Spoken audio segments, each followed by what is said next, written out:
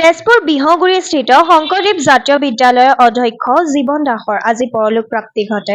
উল্লেখনীয় যে ছাত্ৰ জীৱনৰ পৰাই সমাজ জীৱনৰ লগত জড়িত হৈ জীৱন দাসে নিজৰ প্ৰতিভাৰ বলত এজন সুবক্তা আৰু এক শৰণ ভাগৱতী সমাজৰ কেন্দ্ৰীয় সমিতিৰ উপসভাপতি আৰু তৰুণ অসম বিদ্যাৰ্থী সমাজৰ সাধাৰণ সম্পাদক পদতো অধিষ্ঠিত হৈ অসমৰ দৰিদ্ৰ ছাত্ৰ-ছাত্ৰীৰ কল্যাণৰ বাবেও সেৱা আগবঢ়াইছিল। তেখেতে পিছত শংকৰী সংস্কৃতিৰ অন্যতম সাধক ইলাৰাম দাসৰ ছত্ৰছায়াত থাকিও মহাপুৰুষীয়া সংস্কৃতিৰ বিকাশ আৰু প্ৰচাৰৰ ক্ষেত্ৰত নিজকে আত্মনিয়োগ কৰিছিল। আজি তেখেতৰ নশ্বৰ দেহ শোভাযাত্ৰা কৰি বিহগুৰিৰ বিভিন্ন বিদ্যালয়ৰ সন্মুখত মৃতদেহ ৰাখি ৰাইজ আৰু শিক্ষক ছাত্ৰ-ছাত্ৰী সকলোৱে মৃতদেহত মাল্যৰ্পণ কৰি শেষ শ্ৰদ্ধাৰ লগতে আত্মাৰ চিৰশান্তি কামনাৰে ভগৱানৰ ওচৰত প্ৰাৰ্থনা জনায়।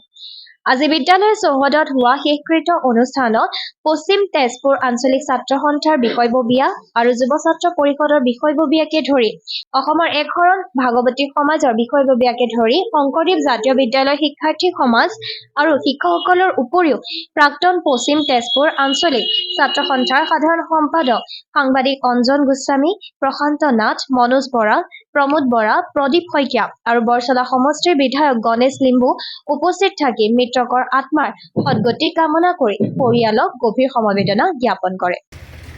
আজি আমাৰ সমাজৰ কাৰণে, আমাৰ জাতিৰ কাৰণে, আমাৰ ৰাজ্যৰ কাৰণে অত্যন্ত দুখৰ বিষয়। আমি এনে এজন মহান ব্যক্তিক আমি আজি আমাৰ মাজৰ পৰা আমি হেৰাইছোঁ।